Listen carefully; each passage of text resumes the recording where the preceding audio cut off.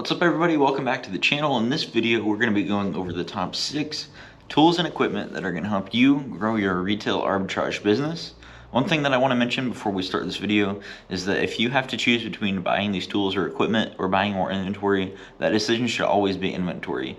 There's a few ones that I recommend getting right at the very beginning, but a lot of these you don't need right when you first start. And if you have to choose between inventory and buying these more expensive equipment and tools, always choose inventory. You need to be growing your business quickly, and you're not going to do that by buying stuff that you can't afford. So always put your money into inventory and then buy the tools and equipment later on when your profits are higher and you can actually afford them. With that disclaimer being said, let's jump into the video. So the very first tool that I recommend getting whenever you start your retail arbitrage business is Scotty Peelers. There's a few different ones. You have metal and plastic, and they're both useful for different purposes, but what they're for is for getting unwanted clearance stickers off of your items before you send them into Amazon FBA. A lot of times when you're sourcing at stores like Walmart, TJ Maxx, Target, wherever, they're gonna have a clearance sticker or any other unwanted stickers that are sometimes just gonna be on the product, and then these Scotty Peelers come in handy for getting those off really easily. I use the plastic ones on items that are more delicate, like something that maybe has plastic wrap or just more delicate packaging. That way you're less likely to damage the product if you use a plastic one. I use the metal one for any other product, something that I want to be able to just go at it quicker and get the sticker off just in a faster method if the product is not something that's delicate. So it's the Scotty Peelers and a little bit of differences for how you can use the different types. The link down below in the description that shows the Scotty Peelers, it comes with 3 of these plastic ones and 1 metal one, and for all of them it's only like $8, so they're pretty cheap, and I highly recommend getting these tools first. If you're on a tight budget and only can get one tool, I recommend getting the Scotty Peeler because it's really going to speed up your prep process. The next tool that you're going to need is a tape measure or something to measure your boxes. This one here that I'm linking below costs $10, and that's kind of an expensive tape measure. You can get a ruler or maybe even a cheap tape measure at Dollar Tree, so you definitely don't have to spend $10, especially when you're first starting out. Maybe you already have something lying around the house, but really you just need something that's going to be able to measure your boxes so that you can accurately create shipments in Amazon Seller Central or whatever you're using to create your shipments. But really just anything that gets the job done. You don't have to use an expensive tape measure like this one. Just anything that can get that job done and get you accurate measurements for when you're creating your shipments in Amazon Seller Central for FBA. The next tool that you're going to need for your retail arbitrage business is the like button. Seriously, if you haven't already, please go ahead and smash that like button. It really helps support the channel and allows me to continue to bring videos just like this one to you so that you can learn more and grow your business. Next up, I highly recommend getting a tape gun. They run anywhere from like 10 to 15 bucks and they are so worth it. When you first start out, you can just use your packing tape and a pair of scissors to get your boxes shut and secured. But this tape gun is really going to speed up the process and make it a lot easier for you preparing your shipments. I highly recommend getting these early on as soon as you can afford it. Again, there's a link down below. They run from anywhere from $10 to $15, but I linked the one that I use if you want to check it out and use it for yourself. Next up, you're going to want to get a packing scale. The price range for these can really be all over the place, but the one that I linked down in the description below, it's one that I think is fairly affordable, and it's one that I use every single day. It's this one right here.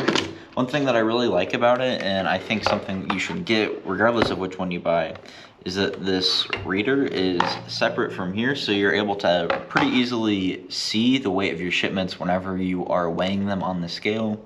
One reason why this is so important is because you need to make sure that your weight that you enter whenever you're sending in the shipment is accurate. Otherwise, it can harm the health of your Amazon account, and they can also charge you more if it is inaccurate.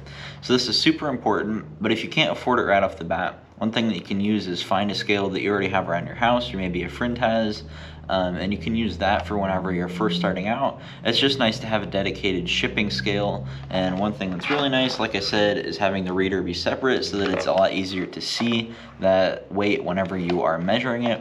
Make sure that you don't just try using like a kitchen scale though. It has to be something that can actually measure heavier packages. Good rule is to make sure that it can go up to at least 50 pounds because that's going to be typically what your limit is on your Amazon FBA packages. Next thing that I recommend getting, but definitely wait until you can actually afford it because they are a little bit pricey, is a thermal printer. The one that I use mainly is the Dymo 4XL. And it's really great because it can do both your shipping labels and your product labels. You just obviously have to switch in and out what label size you're using and then set that on your computer as well whenever you're setting up a shipment. But it's really great because it prints out the labels, and then all you have to do is peel it off and slap it right on your box if you're doing shipping labels, or put it directly on your product if you're doing a product label. Another one that I do use is the Dymo Label Writer 450. This one can only do your product labels, but it is still a really great printer. Personally, I actually use both of these together. I just use the 4XL for my shipping labels and the 450 for my product labels. But if you're on a really tight budget and you can only afford one of those, get the Dymo 4XL, since it is able to print both. And then maybe later on you can get a 450 or another label printer just for your product labels. That way you're not having to switch in and out constantly between your shipping and your product labels. But yeah, I highly recommend both of these. I'll link them down in the description below. And again, don't get these until you're ready. A lot of alternatives do exist so that you don't have to get these expensive label printers right whenever you're first starting. And since these thermal printers are expensive, I did want to offer a few alternatives. First up, you can hit this video right here where I talk about the supplies that you'll need for starting your RA business, and also just talk a little bit about the different alternatives that exist for your product labels. So you can hit that video and learn more, and also try and summarize just briefly right here in this video. For the printer that does the product labels, whichever one you're using, there is alternatives for that. You can commingle your products right when you first start, which basically means that you're mixing in your products with other sellers. I don't recommend doing this long term, but it is an option that exists immediately. You can also pay Amazon to label those products for you. It's roughly 30 cents per item. And then for the shipping labels, you can always just use an inkjet printer when you're starting, copy paper. And one alternative that I actually just learned about from somebody commenting on my video, it's from Blue Consignment. They say, if you're using an inkjet printer, you can buy 8.5 by 11 label sheets that have 2 labels per page. I did that for years before buying my Rollo. You can buy them on eBay in bulk to save some money. So that's another alternative that exists. Shout out Blue Consignment for sharing that. Go ahead and check out their channel and learn some more reselling tips. But yeah, those are some alternatives that exist whenever you can't afford those thermal printers right when you're first starting out. Thank you all for making it to the end of this video. Like I said, all the products that I talked about in this video will be linked down in the description below. So if you are ready and want to try out any of these tools and equipment for your own business, be sure to use those links, and then I'll take you directly to an Amazon page where you can get them ordered and start using them.